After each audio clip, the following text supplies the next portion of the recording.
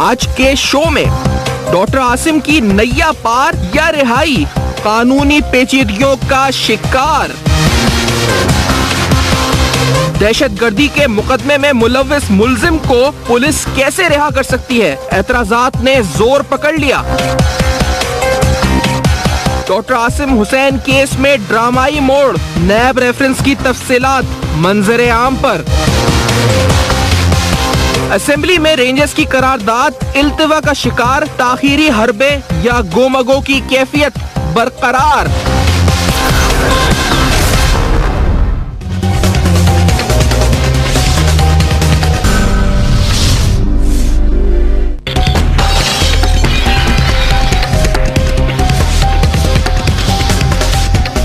पसे पर्दा हकायक सनसनीखेज इंकशाफात, प्रोग्राम बेनकाब और मैं हूं आपके साथ सैफान खान। डॉक्टर आसिम केस के पहलू ब पहलू और लम्हा ब लम्हा तफसीलात, डेवलपमेंट्स विद डॉक्यूमेंट्स, एविडेंस आपको प्रोग्राम के अंदर हमने दिखाई है और आज तक दिखा रहे हैं। आज जो उनका रिमांड नैब की जानिब से लिया गया है, उस रिमांड के ऊपर जो रेफरेंसेस उनके खिलाफ तैयार किए गए हैं, उनकी कुछ डिटेल्स मैं आपके साथ पहले शेयर कर दूं प्रोग्राम में। उसके बाद कुछ सवालात हैं और वो सवालात यकीनी तौर पर शायद मेरे, आपके, हर आदमी के दिलो दिमाग में है कि आखिरकार एक टेस्ट केस जिसको कहा जा रहा था, यानी वो केस जो पाकिस्तान में सिविल मिलिट्री ताल्लुकात और पाकिस्तान में होने वाली मुबैना करप्शन और इसके साथ आला या एलीट क्लास के साथ क्या इंसाफ होता है, सही मायनों में नहीं होता, जो इंसाफ के तकाजे हैं पूरे होते या नहीं होते, ये सारी बातें जो होती हैं इस वक्त, ये सारी इससे जुड़ी हुई थी। पहले मैं आपको बता देता हूं, जो नैब का रेफरेंस है, यानी जो नैब ने रिमांड लिया है, वो इल्जामात क्या क्या हैं, वो एक स्लाइड की सूरत में हमने तैयार किया आपके सामने। वो अगर हम आपको दिखा भी देंगे तो उसमें जो उनका इंक्वायरी नंबर है जो नैब में ये इंक्वायरी स्टार्ट हो गई है 231097, ये वो इंक्वायरी नंबर है इनके केस का, जो डॉक्टर आसिम का केस है नैब में। इल्जाम नंबर 1 आप इस पर स्क्रीन पे आपके सामने से गुजरा। इल्जाम नंबर 1, SSGC के MD और DMD के जरिए गैर कानूनी भर्तियां, यानी गैर कानूनी भर्तियां SSGC के MD और DMD के जरिए, जिनके बयानात भी कलमबंद विटनेसेस के तौर पर हुए हैं। इल्जाम नंबर 2, अरबों रुपए गैर कानूनी तौर पर मुल्क से बाहर भिजवाए गए, यानी मनी लॉन्ड्रिंग का इल्जाम नंबर 2। ये नैब का रेफरेंस है जिसकी तफसीलात मैं आपके सामने रख रहा हूं प्रोग्राम में।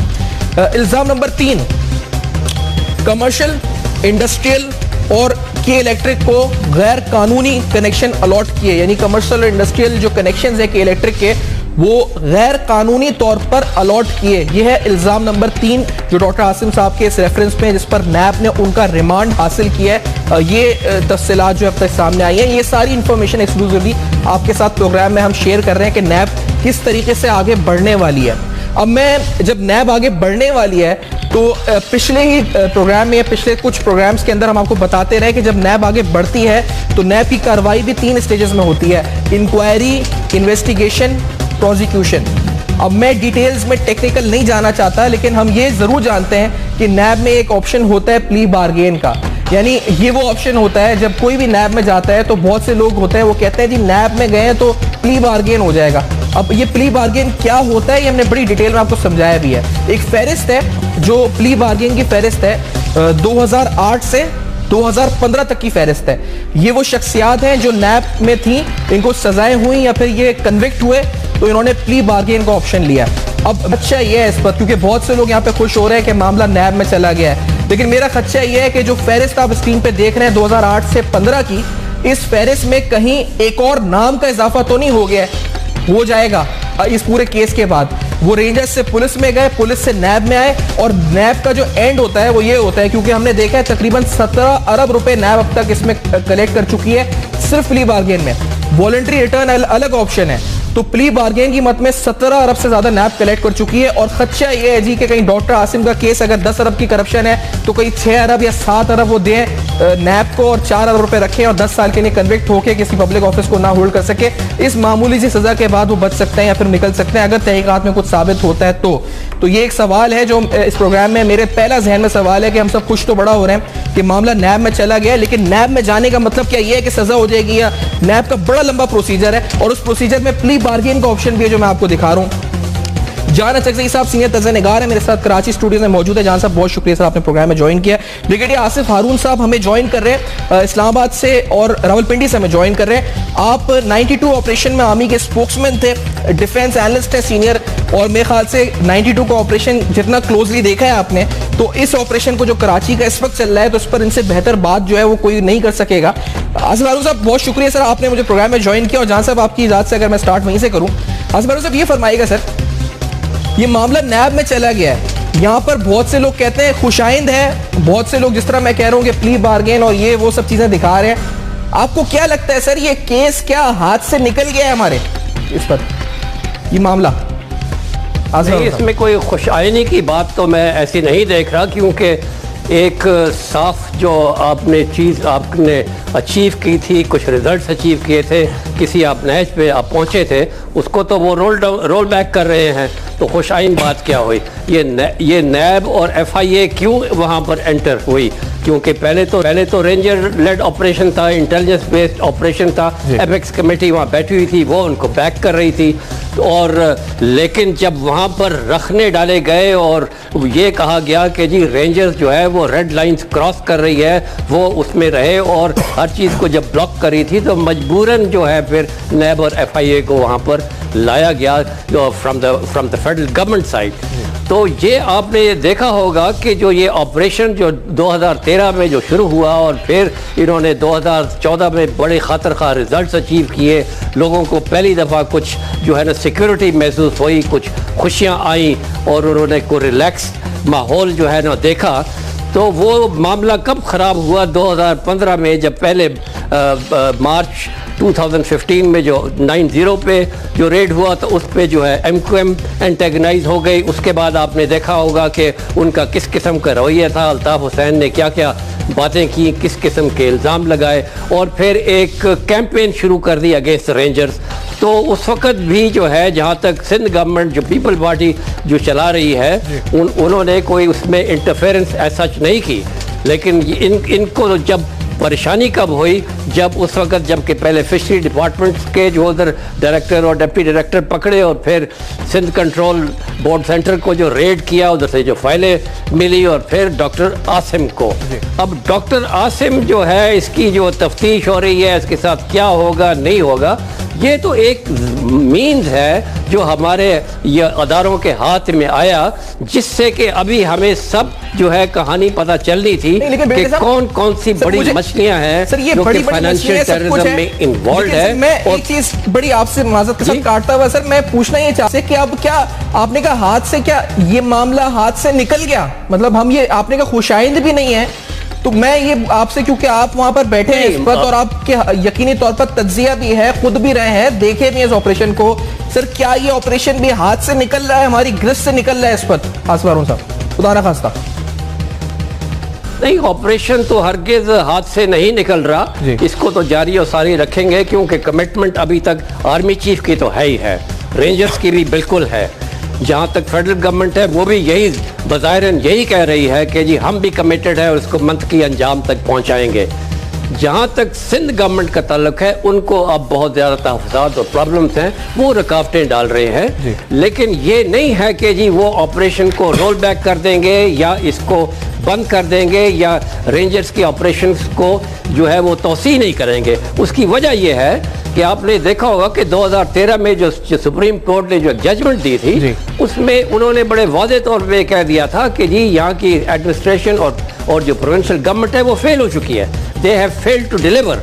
जो उन्होंने जो तहफ़्फ़ुज़ देना है माल और जान का कराची और सिंध में, ख़ासकर कराची में, वो उसमें नाकाम हो गई है। और आपने देखा था कि किस किस्म के जराइम जो थे कराची में थे, तो उस वजह से जो है तमाम पार्टियों ने जो है ना यकजे होके जो है सिंध ऑपरेशन को जो है जो रेंजर्स ऑपरेशन है उसको माना और वो चलाया, और उसकी वजह से जो है आज हम इस रिजल्ट पे पहुंचे हैं। अगर खुदा न ख्वास्ता कल रेंजर्स विड्रॉ हो जाती है तो फिर तो वो उनके हाथ से फिर सारी बात निकल जाएगी। फिर जो है जो लॉलेसनेस जो आपने सितंबर 2013 के वक्त में देखी थी, उससे भी ज्यादा जो है वहां पर जो है ना सिचुएशन मतलब वापसी का रास्ता नहीं है, और यहाँ से वापसी का रास्ता नहीं है मतलब वापसी का रास्ता नहीं है। एक चीज सर मैं और आपसे एक चीज बस और मैं पूछूं, फिर मैं जान साहब की तरफ भी आऊंगा फिर मजीद भी आपसे तफसीली बात भी इस पे होगी।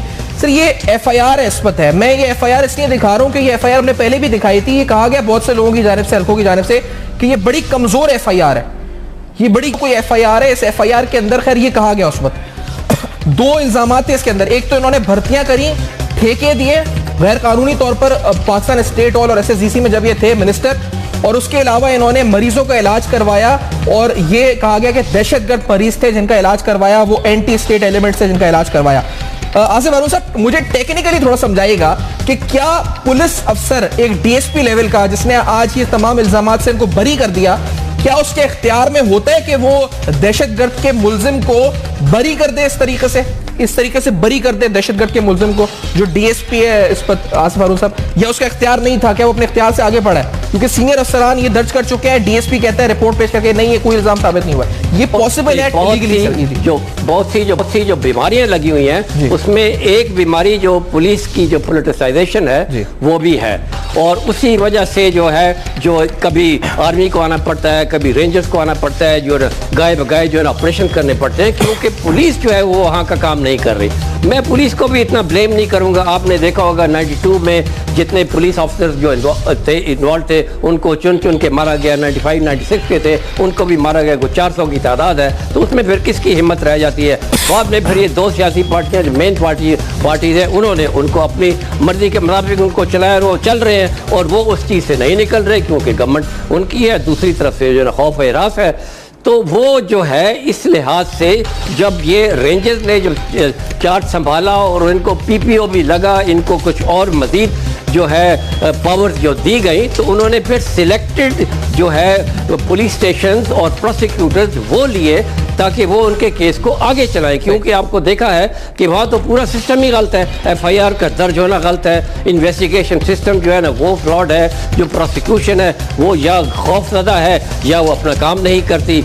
लोअर जुडिशरी जो है ना वो भी जो है ना बिल्कुल अपना काम नहीं कर रही, वो भी इसी 2 एंगल में या करप्शन में है, या वो आपने बड़ा सही आइडेंटिफाई कर दिया कि सबसे बड़ी बीमारी रिजल्ट कोई नहीं निकलता। सही बात है, आपने कहा सबसे बड़ी बीमारी यही है। जहां साहब मैं बताएं इस बीमारी का इलाज, क्योंकि ये जो पुलिस अफसर है, आप ये देखिए जी, अब से बात मेरी सुने कि यही जो आपका जो डॉक्टर आसिम है, इसने जो है आके कोर्ट में अपनी बयान दे दिया और मान लिया कि मैं फाइनेंशियल टेररिज्म में इन्वॉल्व हूँ, मैं दहशतगर्द हूँ। उसने नाम भी दे दिए कि MQM का फलाना फलाना फलाना, पीपल पार्टी के ये नाम दे दिए कि इन्होंने मुझे कहा, उनकी मैं भी हैस पे मैं कर रहा था। तो फिर क्या रह गया? फिर उसके बाद जनाब जैसे ही 90 डेज रिमांड खत्म हुआ और पुलिस के हवाले हुआ, वो टाइमिंग को ऐसी थी कि वो सब साफ हो गया। ये कैसे हुआ? ठीक है, यही तो सबसे बड़ा हमारा मसला है। अब मैं हमेशा यही कहता हूं कि the original sin was committed by the judiciary, इसको हमें ठीक करना है। ठीक है, अच्छा पुलिस का जो मसला है जाना चकजई साहब, सर ये जो पुलिस वाला इस्पत है, पुलिस अफसर है इस्पत, उससे पहले वो 14 दिन को 4 दिन कर दिया। ये पूरा केस हम इस्पत लेके चल रहे थे शुरू से। ये FIR है सर जो हमने इस्पत दिखाई, अब स्क्रीन पे भी दिखा रहे हैं। इसमें जो इल्जाम लगे, कहा गया FIR थोड़ी सी कमजोर है। अब जो FIR तो कमजोर थी, जो उसमें भी इल्जाम थे कमजोर इल्जाम, उनको भी वापस ले लेता है। एक DSP जाके कह देता है जी ये इल्जाम में तो बरी हो गया, हमें सबूत नहीं मिले इस पर। क्या ऐसा कर सकता है एक पुलिस वाला? हमारा जो पुलिस का निज़ाम है वो सुबह हुकूमत के ख्वाहिशात के ताबे है। जब हुकूमत उन्हें कहेगी, सियासतदान उन्हें कहेंगे, वो इसी तरह रिजल्ट प्रोड्यूस करेंगे। यहाँ पे हम क्या देख रहे हैं, डॉक्टर आसिम को बचाने की मुनज़्ज़म तरीके से कोशिश की जा रही है। होना तो ये चाहिए था कि उनके जो इल्ज़ाम है वो किसी भी अदालत जाते और उसका सामना करते। हम ये नहीं कहते कि वो मुजरिम है, लेकिन जो इल्ज़ाम उन पर लगाए, चाहे वो नैब ने लगाए, रेंजर्स ने लगाए, एक आम आदमी ने लगाए, वो जाए अपना नाम क्लियर करे। लेकिन जब तक वो उस वक्त क्लियर करेगा जब आपका पुलिस का निज़ाम जो है वो फेयर हो, जहाँ पे आपके नैब के इदारे काम कर रहे हो। जो इदारे आपने बनाए वो भी फार्स हैं, वो भी मजाक हैं। मुझे एक आप बताइए, जब किसी भी बड़े आदमी को नैब के जरिए सजा हुई है, 20 से ज्यादा वहाँ पे बड़े लोगों की मुकदमे पिछले 15 साल से वहाँ पे हैं। क्या है ना सर, सजा हुई है, पैसे वापस किए उन्होंने, ये मजाक है कि आप करोड़ों लूट लेते हैं और फिर लाखों में प्ली बार्गेन करते हैं। इसी तरह जो सिविलियन इदारे हैं, हमने ये भी देखा है कि अगर आप समझते हैं कि करप्शन वाकई बुरी चीज है, तो कौन सी पॉलिटिकल पार्टी ने करप्ट करप्ट आदमी को अपने पार्टी से निकाला है? कौन सा लीडर है जो आज समझता है कि करप्शन वाकई हमारा नंबर 1 प्रॉब्लम है? अब 2000 अरब से ज्यादा पैसे हमारे करप्शन के हर साल नजर हो जाते हैं। यहाँ पे जो 450 बिलियन NFC के तहत रुपीज सिंध गवर्नमेंट को मिले हैं, उसमें 80% ज्यादा जो है करप्शन के एलिगेशंस हैं। अब इनको इन्वेस्टिगेट करना किन का काम है? सिविलियन इदारों का काम है। कौन सा प्रोविंशियल गवर्नमेंट है जिनके एंटी करप्शन इदारे वो काम कर रहे हैं? उन्होंने अभी तक सुबह एहतसाब सेल्स बनाए जो वाकई मौसर हो। वो तो सिर्फ ये है कि आप प्रोटेक्ट करें अपने लोगों को जो बड़े हैं, जो आपके कोलीग्स हैं, जिन्होंने मुल्क का रुपया लूटा है, सूबे का लूटा है, उनकी प्रोटेक्शन। माइंडसेट क्या है? माइंडसेट ये है कि आज तक जिस तरह ऑपरेशन के हवाले से सियासतदान कंफ्यूज थे और वो ऑनरशिप नहीं लेना चाहते थे, इसी तरह करप्शन के हवाले से अभी तक पैराडाइम शिफ्ट नहीं आया। अभी तक हमारी लीडरशिप समझती है कि करप्शन कोई मसला नहीं है। आज साईं सीएम ने क्या कहा था सिंध के वज़ीर आला साहब ने? उन्होंने कहा ये करप्शन तो होता आ रहा है, ये 2008 में भी था, अभी भी हो रहा है। ये सुनवा भी देते हैं हम, जहां साहब जो बात कह रहे हैं, अगर सुनवा भी दें, सीएम साहब ने जो कहा है कि कैप्टन जो इस वक्त है ऑपरेशन के, उन्होंने जो कहा है करप्शन के बारे में, लेट्स हियर दैट। बड़ी उन्होंने इंपॉर्टेंट स्टेटमेंट नो पॉलिसी बयान कर दी है उन्होंने, इस वक्त पॉलिसी बयान की है सीएम ने। Let's hear that first. Corruption is not a new word, not a new thing. It has been continuing since long. Late Prime Minister Liaquat Ali Khan, corruption started in Pakistan. ये नई चीज नहीं है, जान साहब, मतलब ये नई चीज करप्शन हो रहा है लियाकत अली खान साहब के बाद। इसको आप कुछ ना कहें, कुछ नहीं किया जाना चाहिए। जो हमारे इदारे हैं वो इसी तरह नाअहल रहें या इन लोगों को प्रोटेक्ट करें। अब एक तरफ रेंजर्स है जिन्होंने अमन के हवाले से डिलीवर किया है, उन्होंने आई रिपीट डिलीवर किया। यहाँ पे कराची के लोग, हर आदमी से आप पूछिए कि अमन जो है यहाँ पे रिस्टोर हो गई है। अब इस अमन को जारी रखने के लिए आप उसको लेवरेज के तौर पर इस्तेमाल कर रहे हैं, उनको एक्सटेंड नहीं कर रहे हैं, जबकि हमें फिर ये खतरात नजर आ रहे हैं कि खुदा न खास्ता इस सियासी बार्गेनिंग में ऑपरेशन के जो अल्टीमेट गोल्स है वो मुतासर ना हो। इसी तरह आप करप्शन के हवाले से पैराडाइम शिफ्ट को मानने के लिए आप तैयार नहीं है। मुझे एक ब्रेक का कहा जा रहा है जान साहब, आफ्टर दिस ब्रेक हम आएंगे तो हम आपको वो तफसीलात दिखा देंगे जो सोर्स रिपोर्ट नैब को लिखी गई। दिखाने का मकसद सिर्फ ये है जी, मैं जानना चाहता हूँ ये केस किधर जा रहा है। अब ये प्ली बार्गेन की लिस्ट में जा रहा है, किधर जा रहा है? ये कोई मकसद ये नहीं है कि डॉक्यूमेंट से बड़े हमारे पास, सिर्फ मकसद ये जानना चाह रहे हैं कि एक अहम तरीन केस जा किस तरफ रहा है, उसका रुख बदल गया है, किस तरफ हो गया रुख उसका। ये सारे मामला इस ब्रेक के बाद मेरा आप देखते रहिए।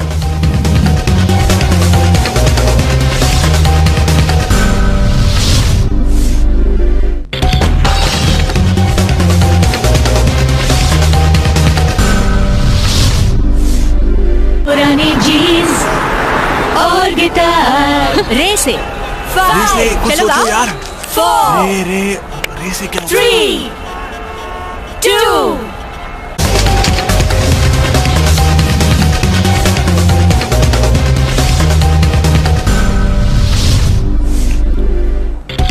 Welcome back. आप देख रहे हैं बेनकाब, जहां पर हम आपको सारे प्रूफ्स, डॉक्यूमेंट्स, वो चीजें दिखा रहे हैं। इसको तो मकसद से, जिस तरह मैंने कहा, कि सिर्फ ये है कि ये मामला किधर जा रहा है, ये कहीं प्ली बार्गेन की तरफ जाता है, ये आखिरकार इसका रुख अब किस तरफ है, ये जानने की कोशिश हम लोग कर रहे हैं। और सूबे सिंध के हालात का रुख भी किस तरफ है। जब वज़ीर आला साहब ने स्टेटमेंट दी है, जहां साहब आपने अभी एक चीज कही थी, मैं उसी स्टेटमेंट से फिर मैं उनके भी कमेंट लूंगा, आसम साहब के पहले स्टेटमेंट पे कमेंट ले लूं। ये क्या मतलब, वो कह रहे थे ये तो करप्शन लियाकत अली खान साहब के दौर से हो रही है, तो इसका तो कोई हल है ही नहीं। कैप्टन कह रहे हैं नहीं, जो अज़म होता है करप्शन खत्म करने का, इस मुल्क से गवर्नेंस को बेहतर करने का, अगर हम पहले ये सोचें, मैं नहीं कह रहा उन्होंने से पहले उनका ट्रैक रिकॉर्ड क्या है, नहीं, इस स्टेटमेंट को सिर्फ अगर देखें, क्या मतलब मकसद ये है कि ये मामला खत्म ही नहीं हो सकता कभी इस मुल्क से करप्शन का। मेरे ख्याल में जो मैसेज वज़ीर आला साहब ने दिया है, इसको कोई बाय करने के लिए तैयार नहीं, कोई खरीदने के लिए तैयार नहीं है। क्या आप कह रहे हैं कि ये एक ऐसा अमल है जो अभी तक रहा है और अभी इसको जारी रहना चाहिए? क्या आप ये कह रहे हैं कि हमें कुछ नहीं करना चाहिए? क्या आप कह रहे हैं जो लॉज हमने बनाए वो काम कर रहे हैं? क्या आप सजेस्ट कर रहे हैं कि जो इदारे हमने बनाए वो काम कर रहे हैं, इसलिए रेंजर्स को जो है इसमें कोई मुदाखलत नहीं करनी चाहिए? इन तमाम सवालों का जवाब जो है मनफी में है। जो लॉज हमने बनाए वो काम नहीं कर रहे हैं, जो इदारे नैब हो चाहे जो दूसरे इदारे वो काम नहीं कर रहे हैं। दूसरी अहम बात ये, करप्शन, पाकिस्तान की मिडिल क्लास, पाकिस्तान के एक्टिव तबकात करप्शन को बियर करने के लिए तैयार नहीं है। हमारा इस वक्त मुकाबला आइंदा 10 साल में जो है इस पूरे रीजन में चाइना और अमेरिका के साथ, इंडिया के साथ होने वाला है। 10 साल में इंडिया की इकोनॉमी 12 ट्रिलियन तक पहुंच जाएगी और हम वही खड़े होंगे जहाँ पे आज हैं, यानी 600 अरब बिलियन, उसमें 4% हमारी जो करप्शन का रेशियो है। इस लेवल पे अगर आप आज भी करप्शन आपकी चलती रही तो ये पाकिस्तान कहाँ होगा? बांग्लादेश आज हमारे हमसे आगे है, श्रीलंका है, नेपाल हमसे आगे है, इंडिया और चाइना की बात तो छोड़िए। अब अगर वज़ीर आला साहब सियासतदानों का रवैया और माइंडसेट यही है कि इसको आप जो है ना छेड़ें क्योंकि इसमें हमारे दोस्त हैं और हम अभी तक इसको बुरा नहीं समझते, तो मेरे ख्याल में पाकिस्तान के आवाम और सियासतदानों के दरमियान जो नैरेटिव का फर्क है वो गैप और हो जाएगा। और सबसे खतरनाक फिर ये कि जो सिविल मिलिट्री अभी तक जो बैलेंस की बात कर रहे हैं उसमें इम्बैलेंस इतना ज्यादा हो जाएगा कि फिर हमें और तरीकों से पाकिस्तान में करप्शन को के खात्मे के लिए तरीके अपनाने होंगे, क्योंकि रूल्स तो काम नहीं कर रहे, इदारे काम नहीं कर रहे हैं। या तो हम कहें कि कोई मसला नहीं, करप्शन जारी रहना चाहिए, ये हमारा मसला है ही नहीं और हमें गवर्नेंस का हक है क्योंकि हमने पर्ची ली, हमने वोट किए। वोट आपको हाफ लिजिटमेसी देता है, पूरा नहीं। पूरा जो आपकी वो है लिजिटमेसी वो उस वक्त बहाल होगा जब आप गवर्नेंस करेंगे। और गवर्नेंस का पहला पिलर जो है करप्शन के खिलाफ जिहाद है। अब पाकिस्तान के फाल तबकात करप्शन को बर्दाश्त करने के लिए तैयार नहीं है क्योंकि इसमें 0.1% एलीट जो है बेनिफिशियरी है, 0.1%, और बाकी लोग भूख से मर रहे हैं। तो ऐसे मुल्क में करप्शन की ये लेवल सस्टेनेबल नहीं है और ये मैसेज इन्हें जल्द समझना चाहिए, वरना फिर ऐसे हालात आएंगे कि हम कहेंगे कि अब एक नए तरीके से जो हो सकता है कानून में उसके रास्ते ना हो, बोलने के लिए हमें वो करना पड़ेगा। लेकिन ये ब्रिगेडियर आसिफ हारून साहब, क्या साईं कईम अली शाह साहब ने सरेंडर कर दिया है? मतलब मैं इससे पहले मैं मजीद जाऊं आसिम केस में, मैं ये पहले पूछ रहा हूं आपसे, इज इट अ सरेंडर कि हम सरेंडर कर रहे हैं कि we can not fight against it और we can not curb corruption और we can not eliminate corruption? मतलब क्या समझा जाए इसको इस स्टेटमेंट से? मैं इस पे भी नहीं जा रहा कि वो पहला उनका परसेप्शन क्या है उसको भी अगर साइड पे रखे, इस स्टेटमेंट का लफ्ज ब लफ्ज समझे, क्या समझा आपने ब्रिगेडियर आसिफ हारून साहब इस बात से? देखिए जी, ये तो एक बड़ी एक अजीब एक लॉजिक दी गई है कि जी लियाकत अली खान के वक्त से जो है करप्शन हो रही है। मैं मानता हूँ कि करप्शन हुई थी, वो उन्होंने भी प्राडा लगाया, फिर अयूब खान ने जो है एब्डो लगाया, उसके बाद जो है वो 303 वाली बात हुई और करते करते फिर नैब बनी। ये इस तरह के अदारे बने करप्शन को रोकने के लिए, क्योंकि करप्शन थी। लेकिन क्यों डिलीवर नहीं होता गया? क्योंकि किसी ने भी आज तक जो है इस डिजीज़ को क्योर करने की कोशिश नहीं की। सिम्टम्स जो हैं कुछ हद तक जो है उन्होंने किया, बाकी छोड़ दिया। और ये नैब जो बड़ी एक इफ़ेक्टिव अदारा जब बना था, मुशर्रफ ने जो बनाया था, ये भी जब किंग पार्टी बनाई गई तो ये भी फिर पोलिटिसाइज हो गई। तो इस वक्त नैब की क्रेडिबिलिटी जो है इट इज़ एट स्टेक। तो जहाँ तक करप्शन का तल्लक है, मैं ये भी बताऊं कि ये 2008 से जो 2013 तक का जो ये टेन्योर था 5 साल का, उसमें करप्शन को इंस्टीट्यूशनलाइज कर दिया गया और मैसिव स्केल पे तमाम पुराने रिकॉर्ड जो थे इसको ब्रेक कर दिया। ये हकीकत है और वो अभी भी वहाँ सिंध सूबे में जारी और सारी है, जबकि बाकी सूबों में आप देखेंगे कि इम्प्रूवमेंट्स आई हैं। क्या वो बलूचिस्तान, हालांकि वहाँ भी राजधानी की गवर्नमेंट जो थी वो भी इसी तरीके से बहुत ज़्यादा जो है ना करप्शन की और मिस गवर्नेंस में जो है ना वो बदनाम थी। तो वहाँ डॉक्टर मालिक साहब के आने से वहाँ भी बेहतरी हुई। खैबर पख्तूनख्वा में वहाँ भी जो है ना जो करप्शन के ऊपर जो है ना बड़ी जो है ना उन्होंने खातर ख्वाह रिजल्ट किया है। फेडरल लेवल के ऊपर पंजाब में तो पहले भी अच्छा था, अब भी अच्छा है। सिर्फ और सिर्फ अगर कमजोरी है जो 2008 से जो है ना ये आगे से आगे चलती गई वहाँ है। और वही कहते हैं कि जी हम हेल्पलेस हैं। वो हेल्पलेस इसलिए कि उन्होंने एक मान लिया है इस चीज़ को कि ये तो एक पार्ट ऑफ द गेम है। और पार्ट ऑफ द गेम ये है कि आपकी जितनी जो यहाँ पर मायूसियाँ हैं, महरूमियाँ हैं, एक्सट्रीमिज़म है, टेररिज्म है और जो वाइसेस हैं सोसाइटी में, ये उसकी वजह जो है एक और चीज, इसको जब तक इस मीनस को आप खत्म नहीं करेंगे आप आगे कोई चीज जो है ना पेश नहीं कर सकेंगे। आपने जो बात की वही ना कि मतलब अब हम ये समझे कि आगे इस पर कार्रवाई हो या ना हो, से एनीथिंग। अच्छा, ये सर वो सोर्स रिपोर्ट थी जो नैब को भेजी गई। आगे इसमें प्लॉट्स की तफसीलात हैं इस पर डॉक्टर आसिम के, और ये मकसद दिखाने का ये इस पर कि ये मुबैना तौर पर जिस तरह हमने कहा कि रेफरेंस के अंदर जो इनको इंक्वायरी है 231097 उसके अंदर ये भी एक केस है जमीनों वाला। अच्छा, और ये जो वो प्लॉट्स की तफसीलात है, लेकिन इसमें एक इंपॉर्टेंट बात है जो ये रिपोर्ट आगे नैब को भेजी गई थी, जो मैं ब्रिगेडियर साहब आपसे और जान साहब से पूछूंगा कि उसमें ये लिखा है इस रिपोर्ट के अंदर जो उनकी फाइंडिंग्स थी जीआईटी से कि there was a huge amount was embezzled and it was a loss to the national exchequer, यानी कौमी खजाने को हमारे और आपके टैक्स पेयर मनी को नुकसान था, and the amount was provided to his political masters which was subsequently used in terror financing and funding target killers to create unrest in the metropolitan city and economic hub of Pakistan. तो brigadier साहब ये बड़ा इल्जाम था sir, मैं एक छोटा सा सहाफी, एक बड़ा मतलब कहां तक हमारी पहुंच, लेकिन ये इल्जाम इतना बड़ा, और इस इल्जाम को तो लगता है एफआईआर में भी नजर नहीं आया मुझे कहीं। आज तो एफआईआर ही उड़ गई पूरी की पूरी, और अब तो वो मामला जमीनों वमीनों पे इधर उधर चला गया। टेरर फाइनेंसिंग, टारगेट किलर्स, ये सब किधर गया? आसिफ हारून साहब, मैं किधर ढूंढूं अभी सारी चीजें? ये खत्म हो गई सब चीजें, किधर क्या होगा इन सब चीजों का? और ये है कि ये कैसे हम कह दें कि जी ये इल्ज़ाम है, क्या है, तो फिर वो कौन थे? वो आसमान से आए थे सारे, जो हर रोज़ जो है ना 12 से 16 लाशें जो है गिरा रहे थे, और जो पूरे कराची को लूट के ले गए थे। 830 मिलियन रुपीस का डेली लॉस हो रहा था, इकनॉमिक लॉस। जहाँ तक फाइनेंशियल टेररिज्म का था 230 बिलियन, ये तो फिगर सामने आ गया है ना जी, ये तो प्रूव हुए हैं कि वहाँ पर ये हो रहा था, इनकी आंखों के सामने हो रहा था। इन्होंने क्या किया? वो जारी और सारी था किस्सा। अब उनको परेशानी हो गया कि ये क्यों सिलसिला रुक गया है। तो ये चीज़ें जो है ये सब सामने आ गई हैं। डॉक्टर आसिम वी नोग, ये किसका ये ब्लू आइड बॉय था, वो ये नहीं है कि उसमें इतनी जान थी, इतना वो ये हिम्मत वाला इंसान था कि वो अकेला ही वो सब कुछ कर रहा था। पहले डॉक्टर रहमान मलिक जो थे वो की मैन थे, अब ये हैं उनके कीमैन हैं और वो कर रहे हैं। उनके पीछे हमें पता है कि कौन है वो, अभी यहाँ है भी नहीं है, दूसरे शहर में वो बैठे हुए हैं। वो एक नेक्सस है, उसकी वजह से आपके कैम अली शाह साहब जो है वो भी मजबूर हैं। रिमोट कंट्रोल जैसे एमक्यूएम को अल्ताफ हुसैन ने लंदन से किया हुआ है, इनको जो है दुबई से जो है ना रिमोट कंट्रोल हो रहा है। मैं ये पूछना चाह रहा हूं, ये कोई निजाम है यहाँ पर हमारा इस मुल्क में? हम कहते हैं जी डेमोक्रेसी हो रही है और ये है तो फलाना है। What kind of sham democracy is this? कि जी जो आपकी जो पार्टीज हैं जो एक मुल्क की डेस्टिनी को चला रही हैं, उनके जो लीडर हैं वो बाहर बैठ कर उसको रिमोट कंट्रोल कर रहे हैं। It is nonsense. अभी इस चीज को हमें सीधा करना है, करना है नाउ और नेवर वाली सिचुएशन हमारे लिए आ गई। अगर हमने ये जो केस है सर, अब ये मतलब मैं जाना चाह रहा हूँ, वो सबको पता है जो उनका इल्जाम था, वो हमने बार बार मीडिया में भी दिखा दिया, किसका कहां से कनेक्शन था क्या नहीं था वो सब। सर इसका होगा क्या अब? ये एफआईआर थी, उसमें यानी अगर वो इल्जाम यहां पर था, वो एफआईआर में यहां तक आया और अब वो बिल्कुल समझ ले खत्म ही हो गया। वो तो कह रहे हैं उन्होंने कोई दहशतगर्दी की ही नहीं, वो तो उन्होंने जमीनों पे कब्जे किए, कुछ भर्तियां वगैरह की है, इलीगल ठेके शेके दिए, तो वो तो माली और फाइनेंशियल करप्शन कुछ इस तरह से हो गया। तो ये मैं नहीं कह रहा कि गलत इल्जाम सही थे या नहीं थे, तो साबित होने थे, लेकिन ये सब आहिस्ता आहिस्ता दिनों के अंदर ये सब खत्म किधर गए इल्जाम? यानी अब ये ट्रैक बैक हो सकते हैं, ये निकल गए हाथ से? आसिफ हारून साहब नहीं निकलेंगे तो नहीं। Way there is a will there is a way. और हमें अभी बहुत उम्मीद है जनरल राहील शरीफ से भी और प्राइम मिनिस्टर से भी।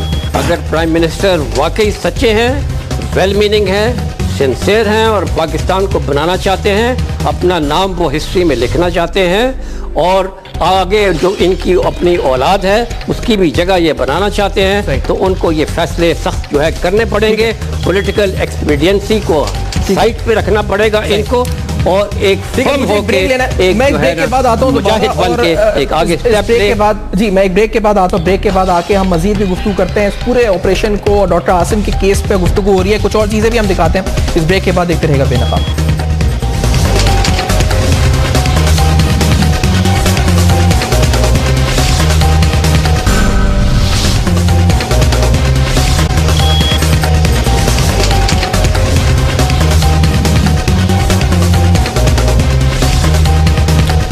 Welcome back. आप देख रहे हैं बेनकाब, जहां पर डॉक्टर आसिम का केस और इससे जुड़ी हुई जो इस पर तफसीलात है वो आपके साथ नैब की जो इंक्वायरीज हैं, रेफरेंस नंबर, इंक्वायरी नंबर, किन किन केसेस में रेफरेंसेस पे उनके खिलाफ इंक्वायरी हो रही है, जमीनों के जो कौन कौन से मामला हैं वो सब रखे हैं। और मकसद सिर्फ ये है कि वेयर इज इट गोइंग, ये केस किधर जा रहा है, इसका रुख क्या है, कराची ऑपरेशन किधर जा रहा है। मैं ये सवाल उठाने लगा हूं क्योंकि आज एक फहरिस्त जो LES यानी लॉ एनफोर्समेंट एजेंसी की तरफ से आई और मुबैना तौर पर इसमें वो दहशतगर्द इसमें लिखा गया कि इसमें कलदम तंजीमें, मुख्तलिफ सियासी जमातें, उनके कारकुनान शामिल हैं और ये 198 की कोई उन्होंने लिस्ट कहा कि है जी। और इसमें इस लिस्ट के बाद ऑपरेशन में तेजी आएगी कराची में और कुछ गिरफ्तारियां अहम होंगी या इनकी गिरफ्तारियां होंगी जो कलदम तंजीमों से सियासी वाबस्तगी या फिर किसी और तंजीम से ताल्लुक रखते हैं। इसमें टारगेट किलर्स हैं, मुबैना तौर पर दहशतगर्द हैं जो LES की जानिब से लिस्ट जारी हुई है। नाम पढ़े तो अजीब अजीब है, काला, मोटा, लंबा, काड़ा और अजीब अजीब से नाम इसके अंदर जो है वो नाम जो है इस वक्त मौजूद है इस लिस्ट के अंदर। जैसे अभी आपके सामने नाम गुजर रहा है, कोई किसी का नाम गधा गाड़ी भी है, एक का नाम। खैर ये सारे दहशतगर्द हैं, मुबैना तौर पर LES ने लिस्ट जो जारी की, मुबैना तौर पर दहशतगर्द हैं जिनके खिलाफ कार्रवाई जो है करनी है। कराची ऑपरेशन किधर जा रहा है जाने साहब, कहाँ जा किधर रहे, मतलब क्या हो क्या रहा है इसके साथ? देखिए मेरे ख्याल में बहुत सवालात अभी हमारे सामने उठे हैं। जो 6,000 से ज्यादा मुबैना केसेस दहशतगर्दी के हवाले से रेंजर्स ने तैयार किए हैं, उनको अभी अदालतों में लाना और उनका प्रोसिक्यूशन करना मेरे ख्याल में अब शायद बड़ा मुश्किल हो गया है, क्योंकि प्रोसिक्यूशन आपका जो है उसी तरह कमजोर है जो परसों था। जो अभी अपेक्स कमेटी का इजलास हुआ, इसमें कहा गया कि इतने हम वकील देंगे, हम ये करेंगे वो करेंगे, ये सारी बातें अभी तक नहीं है, क्योंकि हमें विल नजर नहीं आ रहा। यानी आप तस्वर कर सकते हैं जब ऑपरेशन के अहदाफ हमने मुतय्यन किए हैं कि इसको एक ही डायरेक्शन में चलना चाहिए, एकदम से कानूनी मसला पैदा किया गया कि इसको लीगल कवर देना चाहिए या नहीं। यानी टेक्निकली आप चाहते हैं कि यहाँ पे रेंजर्स इलीगली ऑपरेट करें। अब अगर इसको आप बार्गेनिंग की तरफ चिप के तौर पर इस्तेमाल करना चाहते हैं, अगर आप मेलनूर के साथ मुज़ाकरात के लिए ऑपरेशन को इस्तेमाल करना चाहते हैं, ये बहुत खतरनाक स्ट्रेटेजी है। क्या हम समझ सकते हैं कि यहाँ पे जो ऑपरेशन के अहदाफ आप उनसे इतफाक नहीं करते हैं? आप चाहते हैं कराची वापस वहाँ पे वो जो लॉलेसनेस जो हमारी रियासती रेट खत्म हो गई थी वो कराची आप चाहते हैं? क्या आप चाहते हैं कि इसी तरह जो है करप्ट जो है वो फ्री रहे? ऑपरेशन तेज होगा, रुक जाएगा, वापसी का तो रास्ता नहीं है मेरे ख्याल में। ऑपरेशन का तो एक ही रास्ता है, ये आगे जाएगा और तेज होना है, क्योंकि इस वक्त रेंजर्स की जो मॉरल क्रेडिबिलिटी बनी है वो इस बात पे बनी है कि उन्होंने डिलीवर किया है। अब सिविल गवर्नमेंट ने नहीं किया, यहाँ पे पीपल्स पार्टी हुकूमत रही है कई सालों से, बल्कि दाइयों से, पुलिस ने कुछ नहीं किया। अब अगर आपने डिलीवर किया है और लोग आपको सपोर्ट कर रहे हैं इस हवाले से, तो उनकी को आपकी मौजूदगी, जिनसे मेरी अभी मुलाकातें हुई, लोग यहाँ पे रेंजर्स की जनरेशनल मौजूदगी चाहते हैं, ना 4 महीने, ना 6 महीने, ना 1 साल। क्योंकि अगर आपने इसको फिर 4 महीने बढ़ाया और फिर उसको बार्गेनिंग चिप बनाया, तो क्या हम 92 की तरफ वापस जाना चाहते हैं जिसमें ऑपरेशन को रोक दिया गया, जिसमें जिन लोगों ने ऑपरेशन किया उनके खिलाफ जो है फिर माफिया को छोड़ दिया गया ताकि उनके खिलाफ तादीबी कार्रवाई वो हो जाए। तीसरी अहम बात यह कि जिस तरह करप्शन को आप इस्तेमाल कर रहे हैं, अपने लोगों को बचाने की कोशिश कर रहे हैं और इसको एक बार्गेनिंग चिप के तौर पर इस्तेमाल करने की कोशिश कर रहे हैं, इससे एक ही नतीजा है कि सिंध गवर्नमेंट इस वक्त जो है अपने मामलात जो सिविल मिलिट्री ताल्लुकात के हवाले से है एक बैलेंस के तौर पे अभी तक उन्होंने हैंडल किए, अब वो नहीं करना चाहते हैं। तो अब रेंजर्स के लिए एक ही रास्ता है, अगर आप ऑपरेशन नहीं करेंगे, अगर आप सपोर्ट नहीं करेंगे तो वो कहाँ जाएंगे? फिर यही वो लोग मुतालबा करेंगे कि ये हुकूमत इनकम्पिटेंट है, खुदा न खास्ता फिर जो गवर्नर राज की बात की जाएगी। लेकिन आप क्यों सियासी शहीद बनने पे तुले हुए हैं? क्यों रेंजर्स के साथ ताउन नहीं हो रहा? क्यों ऑपरेशन के आदाब को कंप्रोमाइज करने की कोशिश की जा रही है? और इसी तरह जो आपने FIR की बात की, मैं तो समझता हूं कि 17 साल में भी मामला निपटने वाला नहीं है। अगर आपने हैंड ओवर किया पुलिस को, अदालतों को और नैब के नाम जो इदारा हमने बनाया है, और इसका मतलब है इसको फिर जो है कारपेट के नीचे दबाया जाए। अब इसकी लेकिन अहम बात इस वक्त जो है वो सिंध की है, वो कराची की है। कराची पाकिस्तान की रेट की है। आप भी नैब से मुतमईन नहीं है सर? मतलब मैं बात हुई है कि 7 रोजा रिमांड हो, 10 रोजा रिमांड हो, 15 रोजा, इन द एंड आप कहते हैं कि इट्स नॉट, इसका कोई फ्रूटफुल रिजल्ट नहीं आना है, कोई चीज से निकल के नहीं आनी है, ये ओवरऑल कॉम्प्रोमाइज हो जाना है एंड में। एक सियासी इदारा है, उसका हेड जो एक सियासी कंप्रोमाइज कहते हैं के तौर पे पीपल्स पार्टी और नून लीग ने बनाया, उससे आप तो करेंगे कि वो अपनी जो ब्रीफ है वो उनके खिलाफ जाएंगे। एक तो बड़ा सवाल ये है, निशान ये है। दूसरी बात ये कि नैब में खुद करप्शन के जो केसेस हैं वो किस्से हैं जो हमारे सामने हैं, क्या वो इन्वेस्टिगेट हुई है? तीसरी अहम बात ये, अभी तक जिन लोगों को पकड़ा गया है उन्हें रिलीफ दिया गया है, उन्हें प्ली बार्गेन पे छोड़ दिया गया है। यानी आप इस मुल्क को लूटें, जितना भी लूटें, और आखिर में प्ली बार्गेन करके आप छूट जाएं, फिर आप इसी तरह बाइज्जत शहरी बन जाएं। ये मजाक है, ये अकाउंटेबिलिटी नहीं है। अगर हम वाकई अकाउंटेबिलिटी लोगों की करना चाहते थे तो हम उन लोगों को तो पकड़ लेते हैं जिनका चेक डिसऑनर हुआ है, जिन्होंने एक छोटी साइकिल चोरी किया है, उनको हम जेल में भेज देते हैं, अडियाला भेज देते हैं, पुलिस उनके खिलाफ कार्रवाई करती है। लेकिन आप अगर आप मुअज़्ज़िज़ हैं और आपने करोड़ों लूटे हैं, आपके जो है 10 बंगले हैं, आपके 12 गाड़ियां हैं, आपको कुछ नहीं कहा जाएगा। अगर आप पकड़े भी गए तो 18 साल आपका केसेस चलेंगे, क्योंकि आप ब्राइब कर सकते हैं जज को, ब्राइब कर सकते हैं पुलिस को, आप ब्राइब कर सकते हैं नैब के इन्वेस्टिगेशन को। ये मजाक ब्राइब की जरूरत तो जब आती है सर, जब प्ली बार्गेन ही हो जाना है तो वो तो कानूनी तहत होता है प्ली बार्गेन, और उसका 10 साल तक वो कन्विक्टेड हो जाता है, he can not join a public office. और मैं आपको अब जो दिखाता हूं, जो आप शायद आप स्क्रीन पर दिखा भी रहे हैं कि नैब जो हम कह रहे हैं कि कर क्या रहा था इस केस में, नैब कर कुछ डॉक्टर आसिम और उनसे मुल्हिका लोगों को लेटर्स वगैरह, उनके बैंक अकाउंट्स भी जाने जा रहे थे।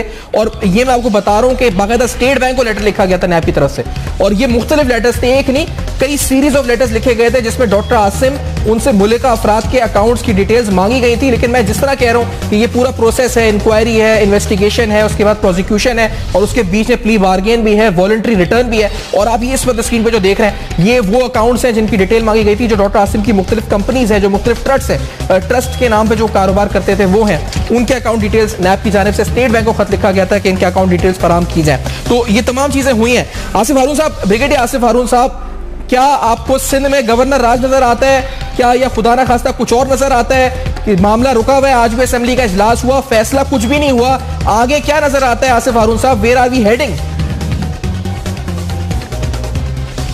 We are definitely heading toward crisis. अगर जो वहाँ की सिंध गवर्नमेंट है वो अभी भी अगर होश के नाखुन, मतलब होश उनको ना आए और अपनी जो गलतियाँ हैं उनको रेक्टिफाई न करें और अब भी अगर वो अपनी कम्पस बेयरिंग को वो ठीक कर लेते हैं तो मामला जो है ठीक हो जाएगा।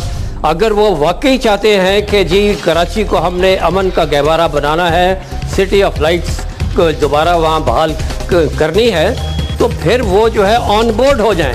वो क्यों दूसरी जो एक तरफ वो कहते हैं कि we are against criminals, we are against terrorist, we are against extortionist फलाना, लेकिन वहाँ तो क्राइम, टेररिज्म, पॉलिटिक्स जो है और करप्शन, ये तो इंटरमिक्स हुआ है। ये एक चारों चीज़ें जो हैं अलहदा करनी है और हर एक को डील करना है। ये नहीं है कि आपने सिर्फ क्रिमिनल्स को पकड़ा और दूसरों को छोड़ दिया, जो उनको बैक कर रहे हैं, जो उनको फाइनेंस कर रहे हैं, वो तो उधर ही उसी वजह से हो रहा है। क्रिमिनल्स की क्या मजाल के जी वो है जाके टारगेट किलिंग करे, जब तक कि उसको पुष्ट फराई नहीं होगी, उसको मालूम नहीं होगा कि मैं अगर पकड़ा भी गया तो मुझे जेल से जो है वो आज़ाद कर देंगे और मुझे कोई जो है ना हाथ नहीं लगा सकेगा। और हुआ है ऐसे कि जी आप अभी रेंजर्स के पास जितने भी ये लोग गए इंक्लूडिंग डॉक्टर आसिफ को थोड़ा मतलब है कि वो जाके उन्होंने जाके सब कुछ उगल दिया, मजिस्ट्रेट के आगे बात कर दी और यही उनको तरबियत दी जाती है कि आपने ना नहीं करनी, सब करना है। जब आप कोर्ट में आओगे फिर हम संभाल लेंगे, जेल में जाओगे हम संभाल लेंगे। आपने लफ्ज़ कहा क्राइसिस, मैं थोड़ा सा आप इलैबोरेट करते हैं सर। आपने कहा we are heading towards a crisis. मैं बड़ा इस पर सर मैं बड़ा कम अकल आदमी हूं और भी पता नहीं लोग समझ रहे नहीं समझ रहे। क्राइसिस से क्या मतलब सर, क्या होगा? What is crisis? क्या क्राइसिस आएगा? मतलब क्या? नहीं मतलब ये है कि मैं नहीं समझता कि ये एक कंप्लीट डेडलॉक हो जाएगा। अच्छा। क्योंकि वो सिंध गवर्नमेंट जो है और पीपल पार्टी इस वक्त बहुत वीक विकेट पे है। अगर उन्होंने कोई डिलीवर किया होता, उन्होंने कुछ काम दिखाया होता तो फिर तो उनके जो ना कद ऊंचा होता। अब तो वो जो है बिल्कुल they are on the defensive. आप देखेंगे जी एक नेशनल पार्टी से वो एक रीजनल पार्टी हो गई है, वहाँ भी जो है ना वो दरार पड़ गई हुई है उनकी पार्टी में। जो बहुत शुक्रिया सर आपने ज्वाइन किया। ब्रिगेडियर आसिफ हारून साहब, जान अचकज़ई साहब आपका बहुत, and we are heading towards a crisis, ये कहा है ब्रिगेडियर साहब ने। And definitely we might be heading towards a crisis जिस तरह के लगते हैं हालात, लेकिन खुदा ना खास्ता ऐसा ना हो। मसला सिर्फ ये था कि ये केस है, अहम केस है, इसका कंक्लूजन क्या होगा, मंतकी अंजाम क्या होगा, ये हम सब जानना चाहते हैं। ये नैब के पास गया, ये अच्छी बात है, ये बुरी बात है, ये हमें समझना चाहिए। प्ली बार्गेन की पूरी लिस्ट दिखाई है, क्या उस लिस्ट में एक और नाम का एडिशन होगा खुदा ना खास्ता, ये भी हमने उठाया सवाल। फीडबैक जरूर दीजिएगा, देखते रहेगा अब तक। Was brought to you by ये जिंदगी का प्लस